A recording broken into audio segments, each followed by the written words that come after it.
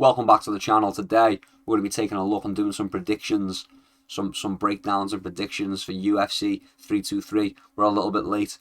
Again, been a busy week, guys. Been a busy week, okay? Lay off Lethal, okay? He's been busy.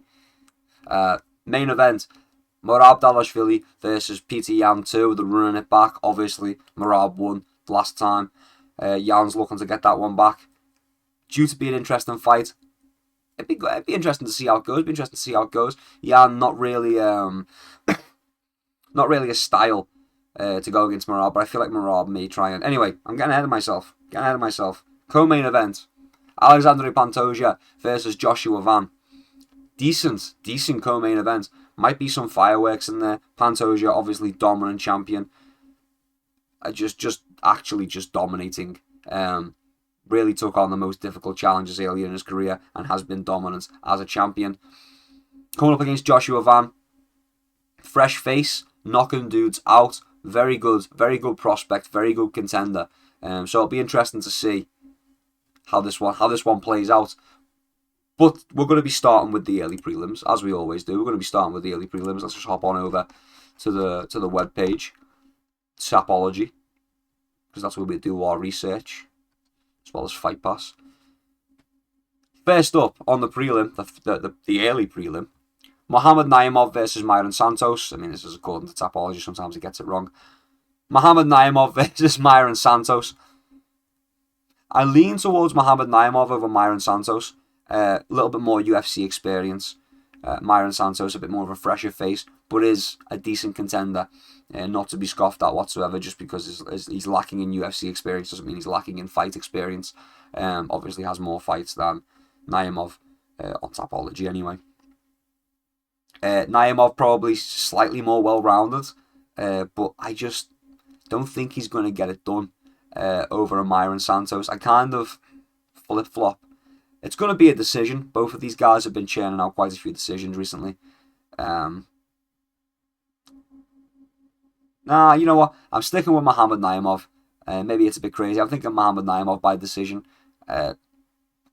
Maybe, just maybe, he's a bit more effective in the clinch work and the takedowns and the ground, you know. Maybe, just maybe. I'm thinking that might get him the edge. But, you know, Myron Santos is not a guy who's a slouch down there either. So it'll be interesting to see. Naimov, at least in his... Yeah, you know what? We're going to go with Muhammad Naimov based on UFC experience. I mean... it's a tough one. I shouldn't be fumbling so much on the first fight of the night, should I? We're going to go with Muhammad Naimov by decision. On to the next one. Mansour Abdulmalik versus Antonio Tricoli. So I don't like Mansour Abdulmalik all that much. I'm just not a fan.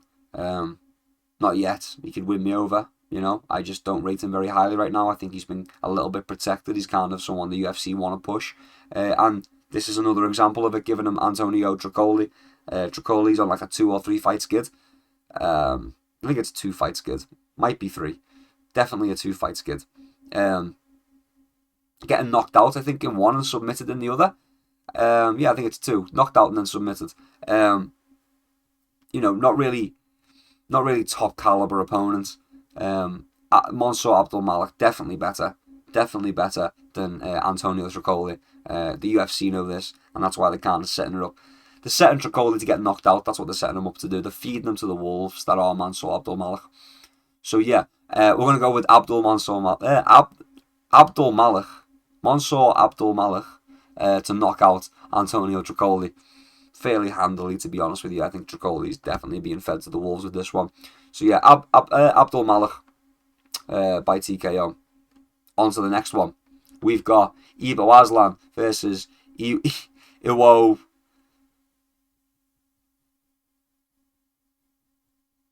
I'll try. Iwo Baranowiski?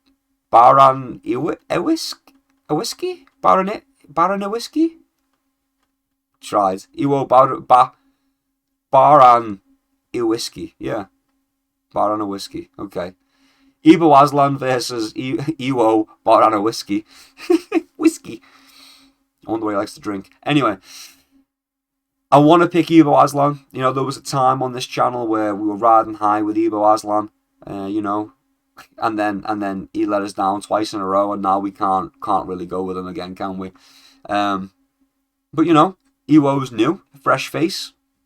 Let's take a deeper look. Let's see what Tapology has to offer us information-wise. Yeah, knocked out Muhammad Ali. Not that Muhammad Ali, but he knocked out Muhammad Ali on Contender Series. I forgot about that. Yeah. Yeah, really fresh face, coming straight off Contenders.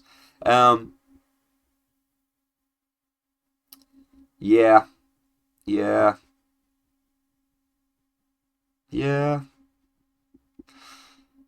So I did pick Ivo to beat Kuzalabra. I thought he'd do a lot better. I definitely didn't think he'd get finished by Kuzalabra, but you know, sometimes you got to eat some crow. Sometimes you got to be wrong. But yeah, I definitely thought he'd do better against Billy Alacana than he did. So yeah, I kind of can't go with Ivo Aslan again. I just can't do it. He's let me down. The last Ottoman has let me down. You know what? He beat Muhammad Ali. He knocked out Muhammad Ali. I don't know. Ivo Aslan's got a thick neck though. Is he gonna get knocked out? Yeah, probably. All right, we're gonna go Iwo, Polish name I can't pronounce, to knock out Ivo Aslan. So that's Iwo, not Ibo. Iwo will TKO Ibo. And rhymes, bro. All 3-letter words. Pardon me. Next up, we've got Edson Barboza versus Jalen Turner. We're going to be going with Jalen Turner, probably by knockout. Jalen Turner's had some ups and downs. Jalen Turner's had some ups and downs. I think he beats Edson Barboza. I don't think he beats Edson Barboza. I don't think he beats prime Edson Barboza. I don't think he beats Edson Barboza a few years ago. Edson Barboza's like 40 now. He's like 40 years of age. Against like just turned 30, maybe 29-year-old Jalen Turner. You know, there's a good like 10-year age gap between the two. And Jalen Turner like entering his prime now, and Edson Barboza firmly out of his prime. Definitely developing old man strength, but how much old man strength do you get? You know, how much do you get at lightweight? You know, Jalen Turner absolutely huge as well, just a big human being. So yeah, I think just too much for Edson Barboza. I'm honest with you, I could see Jalen Turner knocking him out. Is it Jalen or Jarlin? I don't know. Jalen Turner. See Jalen Turner knocking him out. Yeah, he's everyone knows. Everyone sees the writing on the wall. Decent name for Jalen Turner's resume as well, to be fair. Decent name to get on there. You know, there was a time where Edson Barboza was kicking the legs out from under people and destroying legs, and that's how he was getting wins. You know, it might be interesting to see. Maybe he beats the legs up of Jalen Turner and takes away that knockout power. But I do think Jalen Turner gets it done. I do think he manages to knock out Edson Barboza. But it'd be interesting to see what Edson's got up his sleeve for him, you know, what the crafty vet's got for him. But yeah, we're going to go Jalen Turner by TKO. On to the next one. Ooh. We've got Marvin Vettori versus Bruno Ferrier. I just want to take a moment to talk about the absolute state of the heavyweight, the middleweight division. Just the absolute state of it. Marvin Vettori once challenged for a title. Marvin Vettori, with a 1-2, with a jab and a right straight, was a title contender. Was in the top 5. Was a title challenger. With just a jab and a 2. With just a jab and a straight right.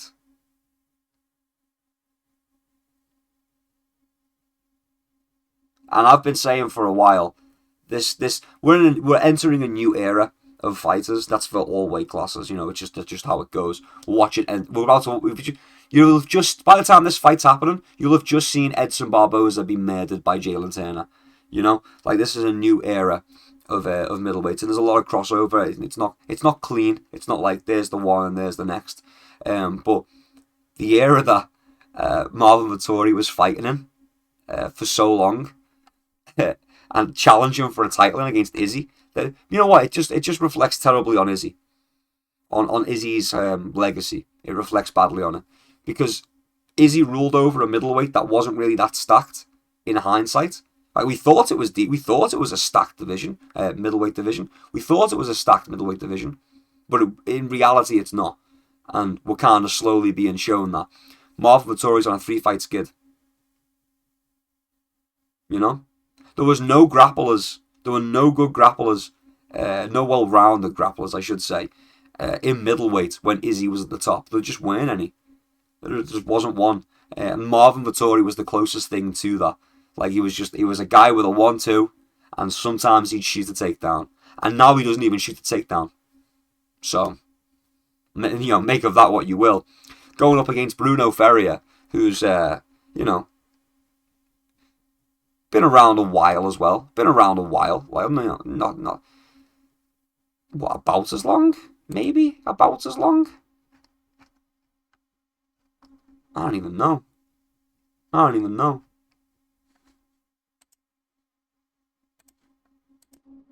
And Bruno Ferreira has only really entered the UFC in the last couple of years.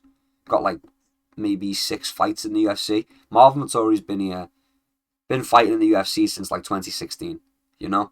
And now we're seeing him, they're a similar age. I'm not talking about that. I'm just talking about the middleweight division itself, acquiring talent, okay? Acquiring fighters of varying styles.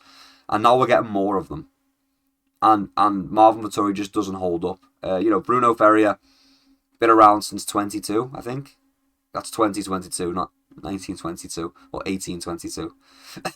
but yeah, not been around as long as a Marvin Vettori.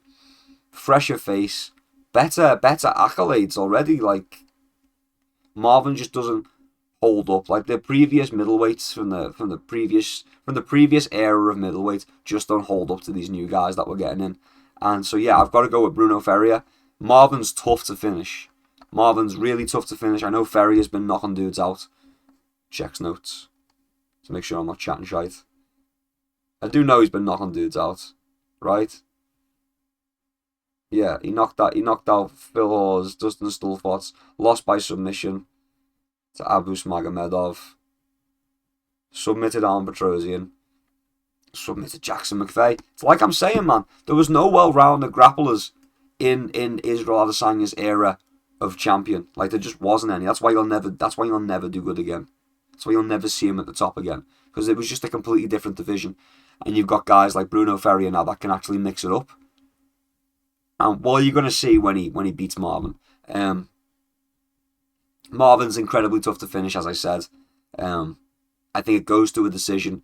Very clear Bruno Ferreira decision. I don't think Marvin's going to have any answers for him. He's going to start out looking good. He's going to land a couple jabs. He's going to land a couple twos. He's going to jab. 1, 1, 2. 1, 1, 2. 2, 1, 2. He's going to be, he's going to mix it up a bit. He's going to go 1, 2. 1, 1, 2. Just keep you on your toes. Fake a 1, then go for the. He's not even going to faint. What am I pretending for? He doesn't faint. He just throws it. But yeah, he's going to look good at first when he's landing that jab and that 2, and then Bruno Ferreira is going to very quickly figure out that's all there is coming his way. And then I think it's going to be a long night for Marvin Vettori. A long 3 rounds for Marvin Vettori. But yeah, so we're going to Bruno Ferreira by unanimous decision over Marvin Vettori. On to the next one. Fares Ziam versus Nazim Sadikov. You already know that we're biased on this channel, and we can't go with a Frenchman. I'm sorry. We just can't do it. I'm sorry, Ziam. I hold my hands up, I'm biased. I just can't pick a Frenchman. I just can't do it. Can't do it to myself. And I actually don't think Fares Ziam's going to win this one. I do think Sadikov's going to be able to get it done. Both guys, with decent opponents on their records. Sadikov's are just a little bit better, in my opinion. I feel like maybe not. Maybe Ziam hasn't been protected, or he's getting some sort of favoritism. I don't think it's that. I just think sometimes there's 2 sides of the UFC, and there's the guys that are more marketable, and then there are the guys that can really scrap. And I think Sadikov is on the side that can really scrap, whereas Ziam is more of the marketable kind, hence why he has been given slightly more favourable matchups. I'm saying it. Ziam's had favourable matchups, okay? And now he's not got one, and he's going to get exposed by Sadikov. He's going to get exposed by Nazim Sadikov, okay? I'm saying it now. I'm calling it now. Do I have anything else to say? I'm checking my notes. Yeah. To speak on why I'm so confident, Sadikov. he's got a draw in his last 3 fights. His last 5 fights, he's got a draw smack bang in the middle. And that's over Slava Claus, or that's with Slava Claus, a draw with Slava Claus, a draw against Slava Claus. Super close fight.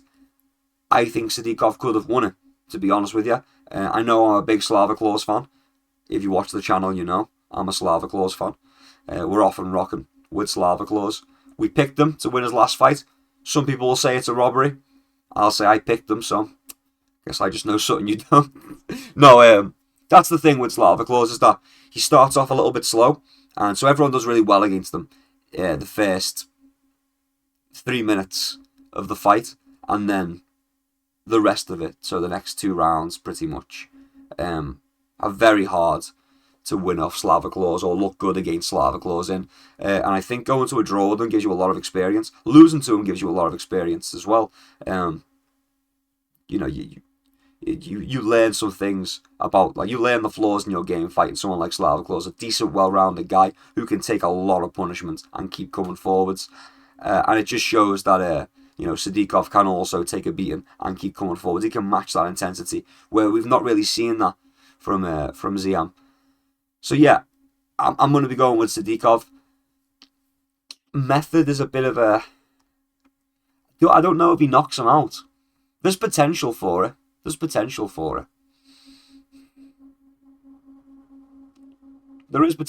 It's just Ziam is a lot taller. Well, not a lot taller, but a fair bit taller. What is it like? Like a 5'10", a 5'9", so a 6'1". So it's going to be a fair height gap. Yeah, okay, 5'10" to 6'1". So it's going to be a noticeable size, a noticeable height gap between the two, a noticeable one. And I think that's kind of going to make it difficult for Sadikov to land the shots that he wants to effectively with as much damage as they should normally be afforded. When you're a bit taller, you can kind of lean back with the punches and lean with the shots, and it kind of negates a lot of the damage. So yeah, I'm going to go with Sadikov to get this one done. There's potential for a TKO, but I think we're going to go for a decision. I think we're going to go for a Sadikov decision over Fares Ziam. On to the next one. We've got a terrible women's fight. I mean, Macy Barber versus Karina Silva. Yeah, we're going to go with Macy Barber. She's on a tear. Karina Silva bounced back, I guess, in her last fight. But now she's being fed to Macy Barber. So yeah, we're going to go with Macy Barber. Probably a decision. I mean, she could very well beat Karina Silva, to be honest. She could. I mean, it wouldn't be out of the ordinary, would it? Either way, Macy Barber, I'm going to say by decision. What, we're flyweight? Yeah, we're going to go for a decision. Macy Barber by decision over Karina Silva. Look how quick I decided that one. Very easy. Easy pick. Watch me be wrong. Easy pick. Next up, we've got Terence McKinney versus Chris Duncan. You already know what I'm about to say because we're biased on this channel. Okay? We're biased on this channel. And so we're going to go with Chris Duncan. Chris Duncan, actually pretty good. I know what you're thinking. Okay? I know what you're thinking.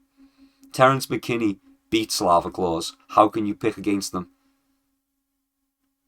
He got lucky, okay? It was a fluke. He didn't really beat my boy Slava. He was just faking it. It was a fake tap, and he took it seriously. He was joking. He was just joking. I don't like Terence McKinney because of that. I didn't like him anyway, to be fair. But but I'm biased. You know we're biased on this channel. So yeah, we're going to go with Chris Duncan. If it turns into a firefight, I'm liking Chris Duncan to knock Terence McKinney out.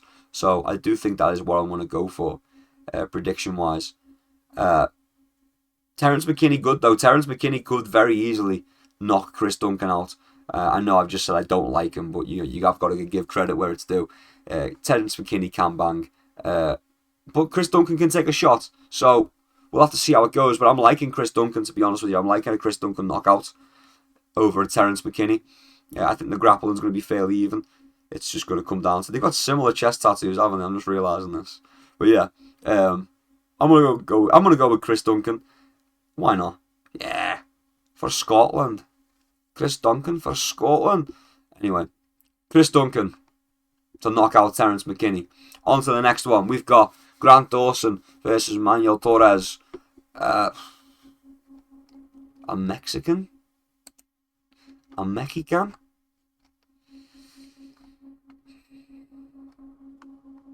Probably going to be a Grant Dawson decision, isn't it? If we're being honest with ourselves, it's probably going to be a decision for Grant Dawson. You know,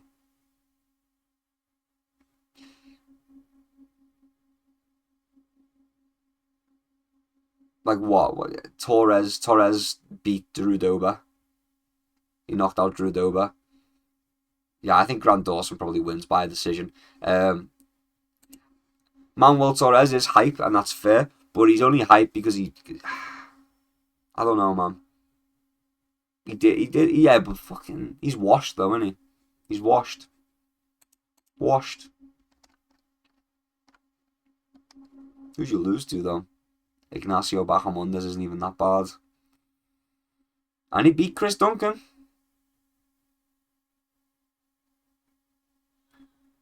Ooh, that's a tough one. I'm kind of liking the Manuel Torres. Now that I'm looking at it, I'm kind of liking it, and he's an underdog as well. Tapology agreed with my original pick. I'm switching up. I'm probably going to regret this. I'm going to go with Manuel Torres by TKO over Grant Dawson. I was going to go Dawson. If it's a Dawson decision, so sad, because I was going to pick Grant Dawson by decision. We're going with Manuel Torres by TKO. On to the next one. Jan Blachowicz versus Bogdan Guskov. Another pig man.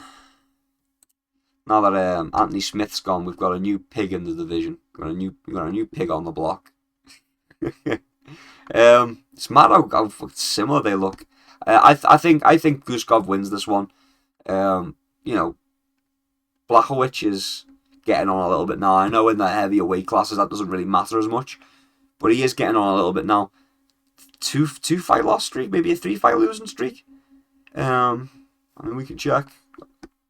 I always do this, as if I can't just click a link.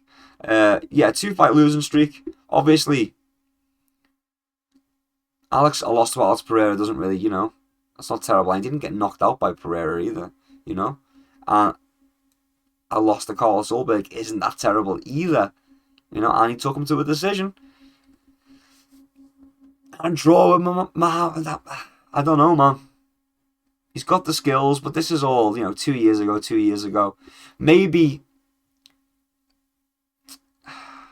the Jan Blachowicz of 2-3 years ago would beat Bogdan Guskov.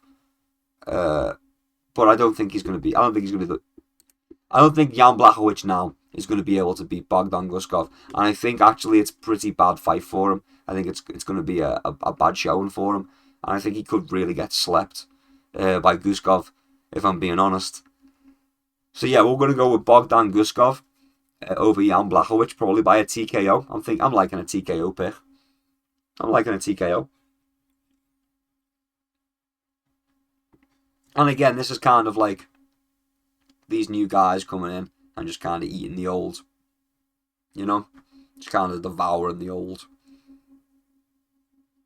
But yeah, that's just how it goes. Not to get all melancholy all of a sudden, but that's just kind of how it goes. Not that I'm a massive Jan Blachowicz fan. He's good though. He's entertaining. We love that Polish power, but we're going to go with Bogdan Guskov by TKO. I think Jan Blachowicz is going to trade, and I think he's going to get caught, and I think he's going to get put down. So yeah, Bogdan Guskov by TKO. On to the next one. Henry Cejudo versus Peyton Tablet. Tough one. Part of me wants to say this is the beginning of Henry Cejudo's next... Henry Cejudo? This part of me wants to say this is like Henry Cejudo's... the title run starts now for Henry. He's bouncing back from this 3-loss streak. These three losses. That's not like they're over slouches, He lost the decision to Aljamain, which, former champion, pretty decent. Lost the decision to Merab, current champion. Not terrible, it aged well.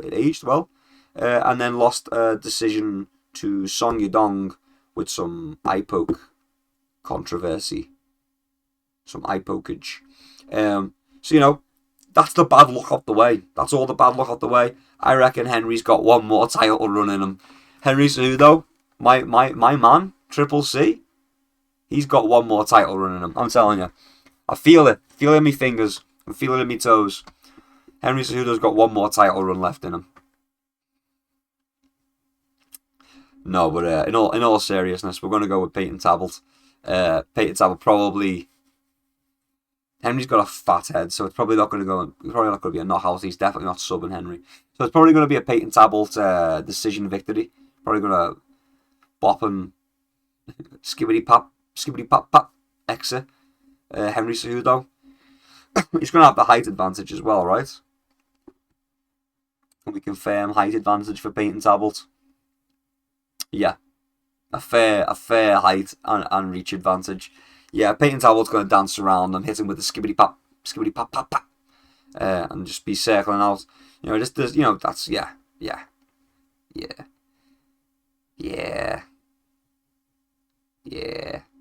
Oh yeah, I remember I picked Peyton Tablet to beat Cameron Simon.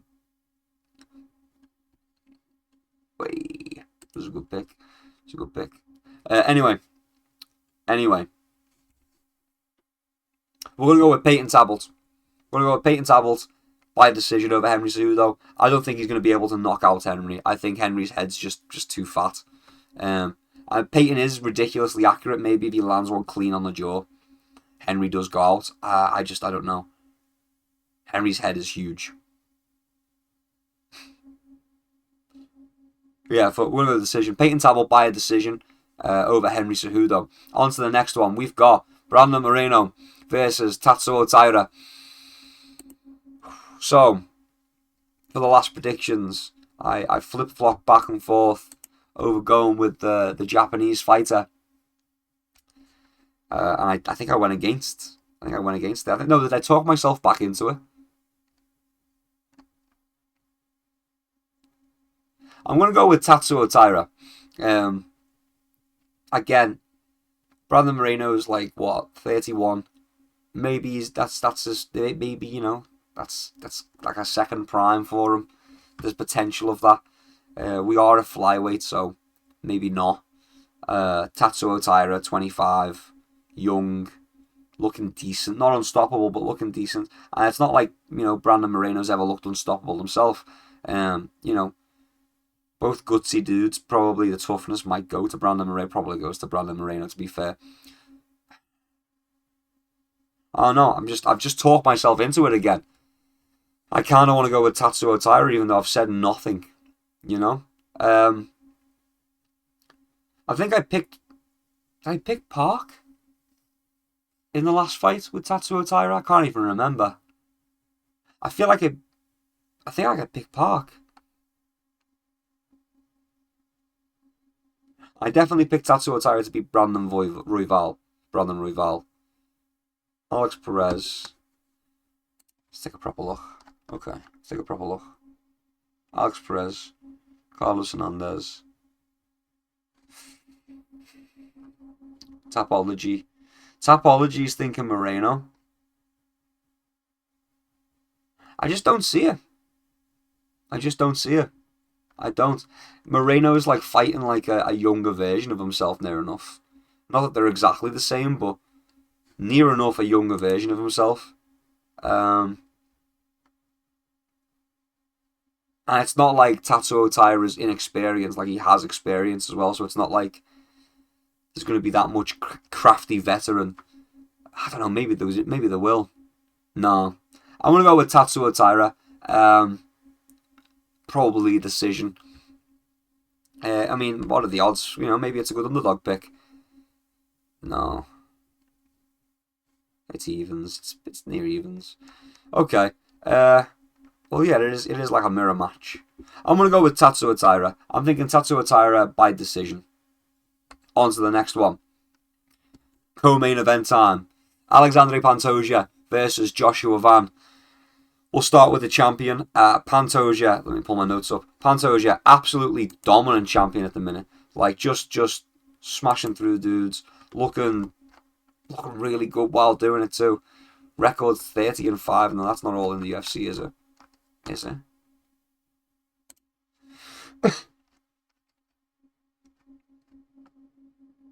Well, that's going to influence my decision before I make it, but I was leaning towards Pantoja anyway.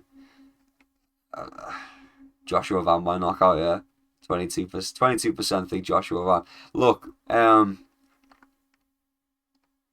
Pantoja's fucking good, man. Pantoja's been dominant. So, Pantoja's been so dominant, that, like, they just started getting guys in to fight him. They just started getting dudes in, straight into the promotion. You have a go at him. No one else can seem to do anything. You have a go. And he's kind of just the king of his division right now. I know he doesn't get his flowers as much because he's one of the smaller guys. And maybe that's why he doesn't get his flowers. He's not the most entertaining either. He's not the best on the mic either. That's all probably why he doesn't get his flowers. But I mean, he's not terrible. He's not bad. He's a really good fighter. Really good foundation. Really well rounded. Can go anywhere. Joshua Van, really good stand-up. Really good stand-up. Better stand-up than Pantoja's, but just not as well-rounded everywhere else. And I do think that's going to be a detriment to him, to be honest with you. And I think maybe he'll be able to survive and maybe get to his feet a few times, but I could even see Pantoja subbing him. I really could. I know I did the whole fucking scroll down, so I've seen that's what is what everyone is favouring. But you gotta believe me, you guys. I was thinking that anyway. Obviously, there's the puncher's chance as well. Obviously, Joshua Van has a puncher's chance, and I've been riding the Joshua Van train like the whole time. Like I had Joshua Van fucking beating everybody, man. I had Joshua Van beating Cody Durden. I had them beating Bruno Silva. I had them beating Brandon Royval. I've backed Joshua Van all the way through. But I just don't know if he's got enough to beat Pantoja. I just don't know if he's got enough to beat Pantoja. I really don't. Tough one. No, man, it's not a tough one. I just like Joshua Van. Pantoja by submission. It pains me to say it, but Joshua Van's ground game, Joshua Van's grappling, his takedown defense, just isn't there yet. It just isn't there yet, and Pantoja's just far too well rounded for him. And I think it's going to be. I think he does worse than Steve Erceg. Put it that way. I think there's very good potential for him to do worse than Steve Erceg, performance-wise, against Pantoja. I just don't think he's got enough in the grappling. I just don't think he's got enough in the takedown defense. And if it does go to the ground, I don't think he's got enough submission defense. I just don't think he's got enough points in grappling. When he built his class, I just don't think he put enough points in grappling. And he needs to go and work on it, because his striking's phenomenal, but he really needs to work on the grappling. To beat someone like Pantoja, I mean, obviously it's working well for him now, and his grappling's not awful. It's not the worst in the world. It's just not enough to stand up to a Pantoja, in my opinion. I hope I'm wrong. I really hope I'm wrong, because I'm picking Pantoja by submission, but I hope I'm wrong. And finally, main event time, the big one. Merab Dvalishvili versus Peter Yan 2. This is the second time this has happened.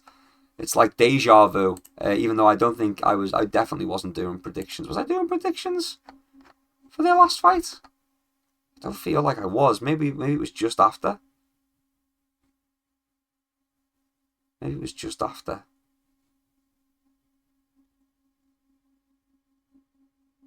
Maybe. I don't know. It's not important. It's not important. Anyway,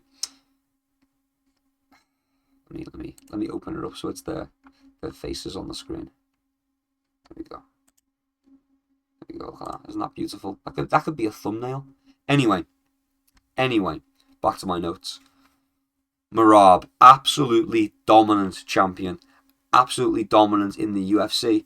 A little bit sticky at the start, but now he's grown into like a champion. Like he has grown into a champion. He's developed his style.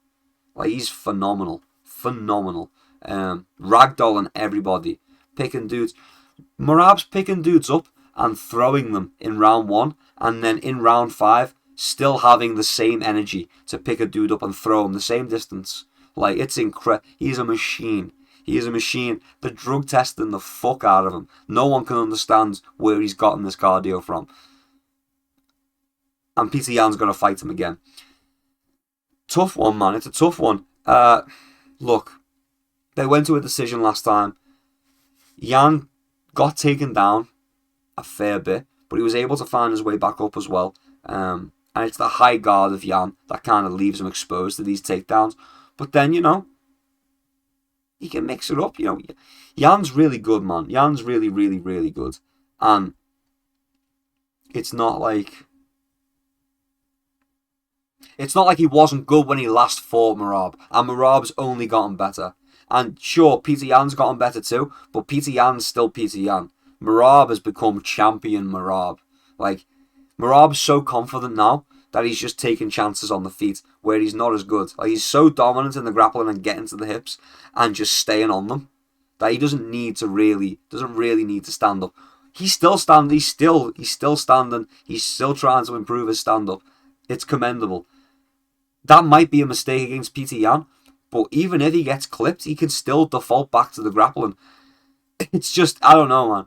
I just don't think Yan's style just isn't the style to fight someone like a Merab.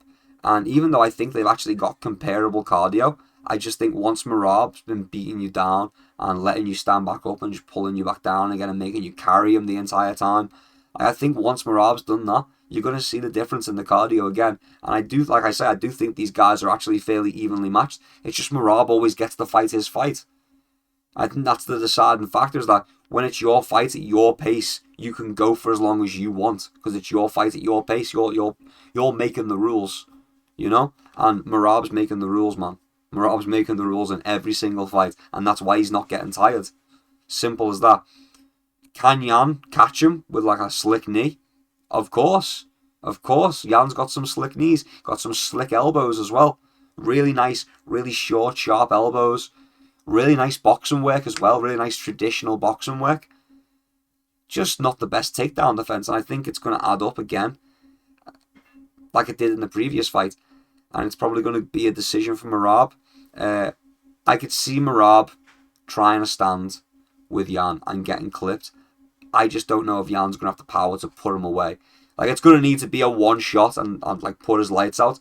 And Yan's tough, but he's more of a beat you down over a couple of rounds kind of guy, more so than a knock you out in one shot kind of guy.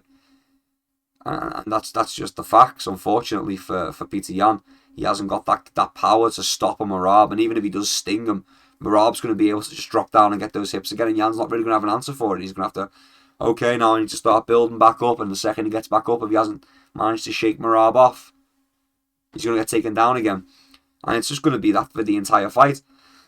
Obviously, Merab makes it entertaining. He picks guys up, he carries them around, throws them around.